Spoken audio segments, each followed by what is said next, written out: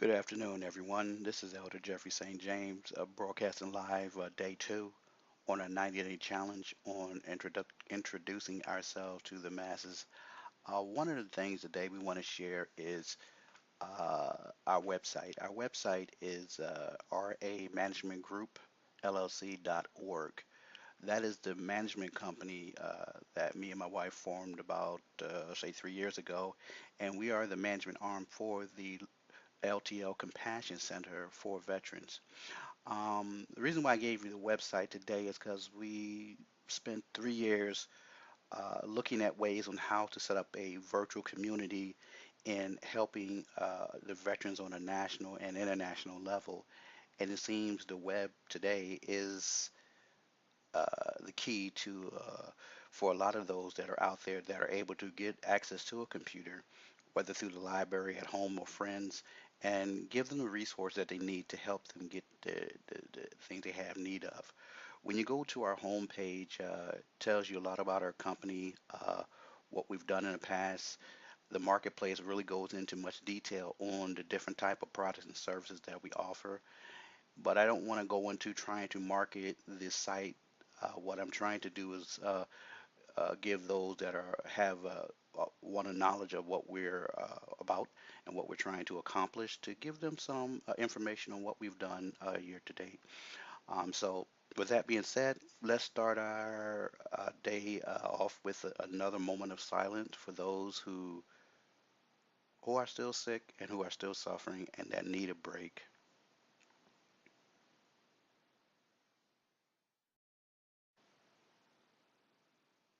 Thank you to all those veterans out there that are in need of uh, some help.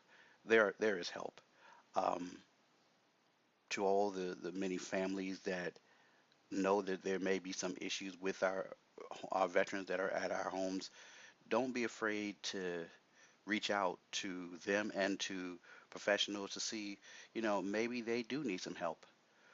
The reason why we came up with this holistic approach to dealing with veterans because medication, yes, it may solve some issues, but it's a lot different when you're just dealing with the symptoms versus what's causing the problems.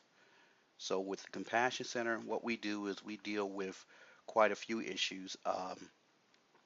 One of the issues we're going to talk about today is legal issues. You know, um, it seems like, when we go through legal problems, we get gripped with the fear of what could and what could not happen. But whether you're dealing with child support, whether you're dealing with legal issues in general, you know, everything has to be addressed. I think, in my past, being fearful at one point about what could possibly happen to me is, you don't know what can happen to you until you face the music. So when you do face the music, sometimes, it is a little frightening, but I rather deal with stuff and get it out of the way so I can move forward versus being a prisoner to my past. So, to the veterans and the families and those who are listening today who may have some legal issues, there are so many tools out there that are out there to help you move from where you're at to where you would like to be. I always say, if you can read, read up on some of these things and see what is out there or some uh, prior, say, case law that deals with your situation because 9 times out of 10, what you've gone through, somebody's already been through it and either been successful or not, but not dealing with it is dealing with it because at the end of the day, you're going to have to deal with it. So I share this because my growth came from when I had to address all of my wreckage of my past. And by me dealing with each one, whether it's with my children, with my ex wife, whether we're dealing with my family and my friends, business colleagues, whatever, you know, it was a little bit nervous, but let me tell you something. Not dealing with it, I feel would have perpetuated the bondage or the stronghold that was on my mind at the time, which, if I wasn't, fearful of going to hell or blowing my brains out, I probably wouldn't be here today. But I thank God that through His wisdom, He gave me another chance. And another chance is to let folks know is there is help, if you're willing to help yourself. So, I just stand here today as someone who has gone from the bottom of the well, where I remember my brother saying that, you're just at an all-time high for growth. And he don't know, but that logic that he gave me at that time is really what helped uh, give me the ammunition I needed to move to another day. There are many folks in my pathway that have given me strength. My mom, very strong woman. When I was having trouble with my kids, I didn't want to be like my father. I didn't want to be absentee dad. I didn't just want to be someone that gives you money and his time to me. It can never be replaced. But that was my dad, and my mom, she shared with me that because of me being absent from my kids, and when I finally was able to get back into their life, and I felt like I was forcing them to be a part of my life, she said, son, one of the things that you're going to have to learn is you're going to have to let your kids go. Not saying like you don't care about them, but you're going to have let your kids have to learn on how to stand on their own and how to make good and bad decisions. You guys raised them up in a way that they should go and do the right thing, so you can't worry about that. What you need to know is that you know your children have to make decisions themselves today, and some are going to be okay with you, some are not going to be okay with you, but you're going to have to let them be. And I was like, "Are you serious? I need to be there." She said, "Well, if you continue going on a pathway that you're going, you're going to force your kids away from you." And I tell you, I got two of the greatest kids. I don't want to get emotional right now, but I tell you, just to know that they've chosen a good pathway in life, it's enough for me. I'm glad and fortunate that God had blessed me with two unremarkable young folks. And I tell you, these children of mine, they're special. I thank God for them because you know I think during being homeless, the hardest part for me was not seeing my kids. It was real hard. It was real hard because I didn't want to feel that I let them down. But one of the things I had to learn through this process is I couldn't help them if I couldn't help myself. And it took me having to get to a place where I was not able to help myself at all and depend on others to help me due to my illness. It's where I found myself. And then I was able to get back into their life. It's a process, and I was trying to move the process faster, and it doesn't always happen overnight. It takes some time. Here is like what 5 years later, and now I'm at a place now where I've I've uh, I've reached certain achievements with learning, getting certificates and things like that, getting a business off the ground, getting a better grasp on the real needs of others, not being so much of a selfish individual, but a giving person with, if I don't have anything but a kind word or a word of wisdom to give someone today, then that's what I'm going to give. And and be like uh, one that tells us to, you know, you you you you teach a man how to fish, you feed him for a lifetime. So I always tell vets, when I go up to Lions Camp in New Jersey, where, and I always got to say that the VA, they helped save my life. Yes, they have their flaws. Yes, they really don't get it sometime, but they're trying. And the thing that I gotta say in appreciation is those um, staff at the Lions VA campus in New Jersey. I give you guys a shout out because you guys saved my life and you gave me my life back and you gave me a better life so that I can spend the rest of my life with purpose and helping those that have lost their ways, help them to build a strong foundation so that they can be a role model to their children. They can be an asset to society, and they can have peace.